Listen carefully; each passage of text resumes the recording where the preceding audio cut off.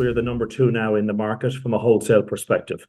So it means we have about 105, 110 wholesale customers. And while that mightn't sound like a whole lot, we're talking about the Vodafones, the Verizons, AT&T, Three Mobile. So there's a lot of big names in there which we're now doing business with. Hello, you're watching Proactive. I'm joined by Speed Fibre Group CEO, Peter McCarthy. Peter, very good to speak with you again, and congratulations on completion of the acquisition of BT Communications Ireland. Can you remind us what you've bought and why it's strategically important? Okay, so BT Ireland have split into three in the last couple of months. So they have split out their enterprise customers into a business they're retaining. They have split out two data centers, which are being acquired by Equinix. And then we have acquired the original company, BT Communications Ireland Limited, which has all of their wholesale assets. So all of their national duct and fibre assets, their connected premises, their wholesale customer base and revenues. They had about 350 to 400 corporate and enterprise customers. So they came as part of the transaction, and they have, as of last Monday, now transferred to our retail business, Magnet Plus. We also got, there was also 270 staff within the perimeter. So, within this organization, we have new products we didn't have before. We have different expertise, very good, really solid people in here that know their network, know their business. So we're really excited about that, Stephen. There's a fantastic opportunity here now. Peter, how does the transaction position Speed Fibre Group within Ireland's connectivity landscape? Well, it positions us as the number two wholesaler, okay? If we leave out the access network, the last mile network connections, fibre to the home stuff, outside of those products, we are the number two now in the market from a wholesale perspective.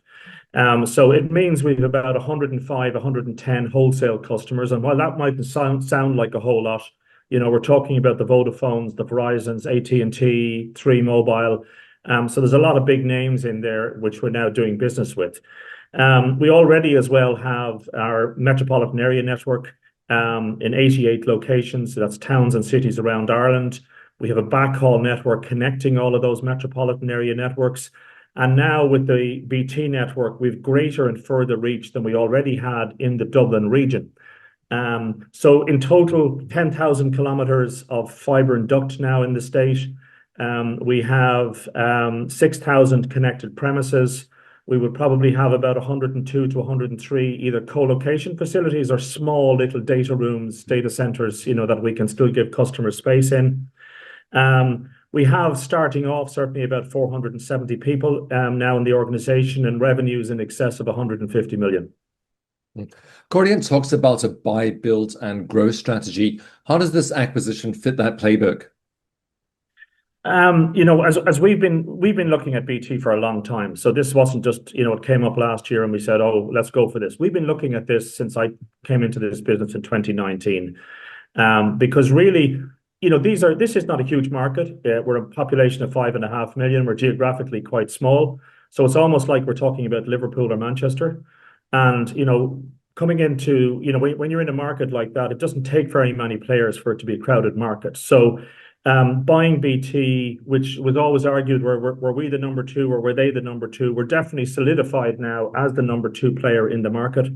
It's been very welcomed by our customer base. I have met the CEOs of all of our big wholesale customers in the last 6 weeks, and every single one of them are really excited about what we can now do to help them compete against the incumbent heir in the market here. So this is hugely important. Now, going back to the build and grow piece. So not only are we growing by taking on this business, and there's massive synergies to be achieved by putting these two businesses together, but we've also acquired quite a lot of untapped infrastructure. So we're very much an open access player. We believe hugely in making everything available for sale. BT has a lot of infrastructure, including national infrastructure. They have a big duct network going from Dublin to Galway, Galway down to Shannon, Limerick. That needs a little bit of refurbishment. We're looking at doing that now. We're trying to see how we can create a ring all the way around Ireland. So really, at the moment, what this does is it starts us on a road of a lot of the ambitions we already had to build more infrastructure in the state. And that's really key to us. But we have a growth team. All of our staff are growth orientated. I've met with nearly all of the managers in the last 3 days on a one-to-one that are coming across in BT. And I can tell you that everyone is fired up by this opportunity. This is really exciting for everybody. What does completion mean for the wider Cordiant portfolio? Any cross-platform benefits? I think the cross-platform really is more the knowledge shared between CEOs of what's happening in different markets. There is a lot of change happening continuously in the telecoms business. Different countries in Europe tend to be sometimes ahead of that. Some of them have lower pricing, which I don't want to be the leader on. Thank you very much.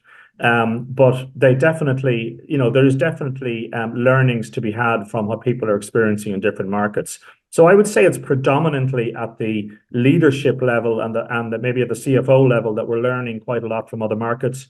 But it's also about systems and what can we do from a systems perspective? What can we learn about what others have done and what issues they've had? When you're into IT and you're into systems, I can tell you there's a lot of learnings to be shared. Any final message to customers and partners, Peter? My critical thing over the last 6 months of transition here has been really to make sure we have continuity of service. We have absolutely set ourselves out in the state here as delivering excellent service. We want to make sure now that we continue that excellence right across the entire group. We have fantastic people running fantastic, all of the areas of our business now, and absolutely focus on customer service and being out there with the customer and partnering with them. So that's my message. Peter, thank you very much for taking the time to share it with us today. Absolute pleasure, Stephen. Thank you very much. Peter McCarthy, the CEO of Speed Fibre Group.